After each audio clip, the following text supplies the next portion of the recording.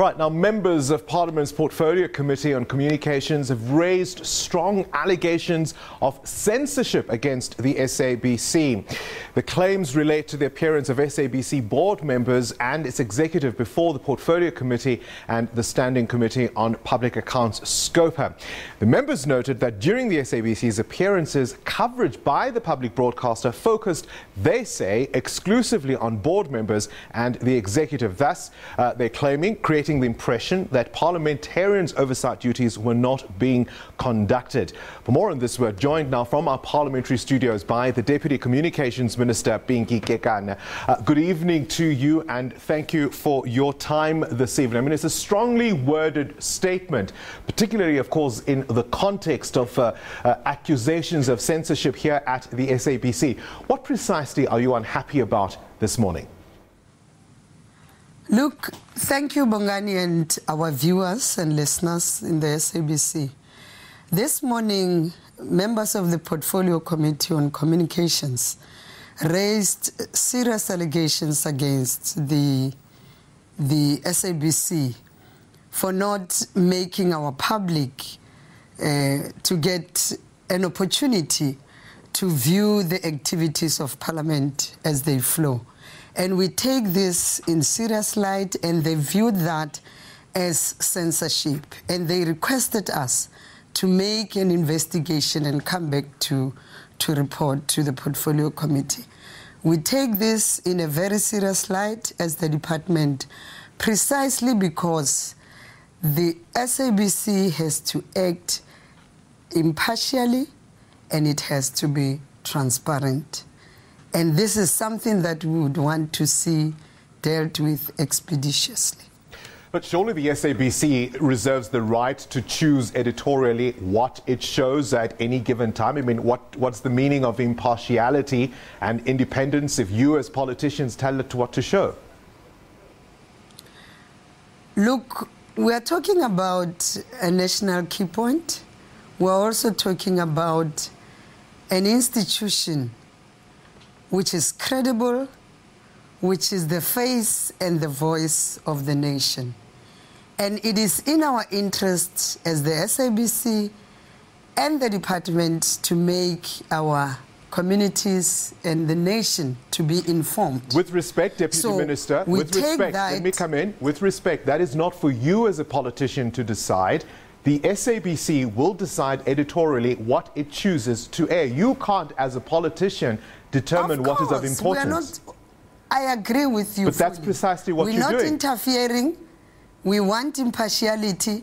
But if members raise such allegations, it is up to us and the SABC to make sure that we prove and we are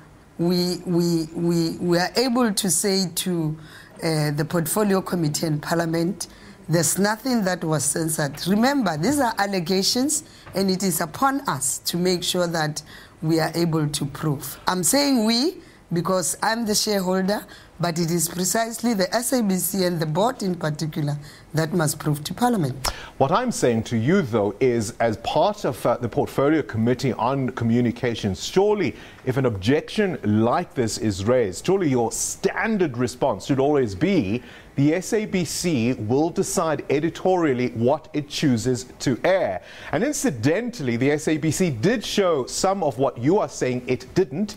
There was some reflection of the SIU investigations and that report back, but it was a busy news day. You've got state capture, that commission was underway. You've got all kinds of other political developments. Surely your stock response should always be, let the SABC do its work. Look, agreed. And I'm saying to you, whatever allegations that the committee has raised, the SABC must go back to the Portfolio Committee and say, your allegations are unfounded, and then be able to present. And that's it. But I suppose the wider question I'm raising is that when politicians, it may not be your personal objection, I understand that, but when politicians feel that they have a right to demand the SABC broadcast their work, surely that's precisely the kind of thing the SABC ought not to do. Look, and I think we all agree on the impartiality and the transparency of the SABC. We agree on that. And that's the premise where we move from. And we're saying, between me and you, the SABC must never be on news for wrong reasons. Now, it is upon them to go back to the portfolio committee and say, look, we hear what you're saying, but this is what transpired. And it is within the laws that govern this public broadcaster that we acted accordingly. And that is information that is needed. And that's the feedback that can go back to the portfolio committee. And that's it. I suppose, look, we're going in circles in a sense, because I'm not sure if we're talking past each other in a way. There are two things here. The SABC has a news channel, which you and I are on right now, channel 404. We also have channel 408, the Parliamentary channel, and I'm saying on both of those, the SIU report back was shown.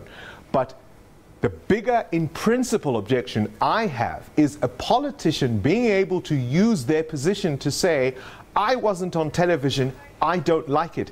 That in itself, regardless of what it, regardless of whether it was true or not, but if it is raised in that way, surely that is problematic. Interference. You see that as interference. Or overreaching. If a politician you see says, it as overreaching. Of course it must be, because if a politician says, I was not put on television and I don't like it, what else can it be? Look, I don't think it's about politicians saying, I individually was not put on television.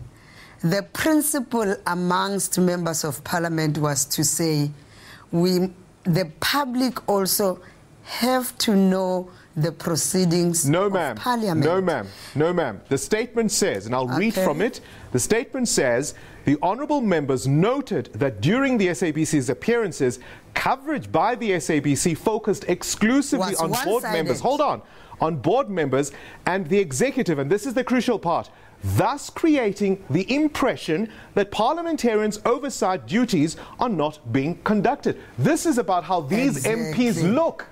This is about how these MPs look. They're saying, you're making us look bad. We don't like it. That's interference. Look, depending on where you're standing, the members of parliament wanted balanced reporting. That's not for them to decide. That's my point. It's not for them to decide. They simply cannot tell the SABC, make us look good or we'll be unhappy. Interfering with your editorial. But look, I'm sitting here as the deputy minister and I'm saying, let's give them benefit of doubt. Let's go back and be able to report and say, it's overreach. Nothing stops the SABC from giving Parliament that feedback to say, we think you are overreaching. Because as far as we are concerned, our editorial prescripts are saying this and so on and so on. I mean, nothing stops them from giving that feedback. And certainly, ma'am, nothing stops you from saying, we will not as politicians interfere with the public broadcaster. It's not good enough for politicians to say, because they're not given the kind of screen time they would like, they therefore have a right to object. Surely as part of the shareholder, that's your responsibility to say, no, you're interfering.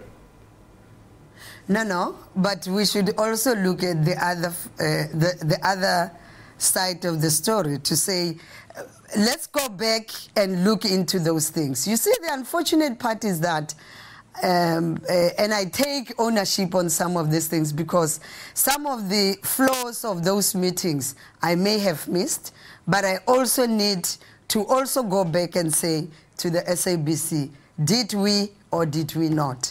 And we should be able to go back to Parliament and say, we think you're overreaching, we think 1, 2, 3, and so on and so on. I can't just do a thumb suck and then go back to Parliament and say, no, we think you are overreaching. While I did not have preview to what transpired on that day and look at the videos and all those things. So this process gives us an opportunity to look at whether this is factual or it's overreach. All right.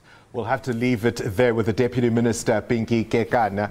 It is, some may feel, a principled matter, so whether or not the videos show anything different, the principle is the SABC is independent and impartial. What are your views? Let us know using #FullView on Twitter, and of course we welcome your voice notes. Now,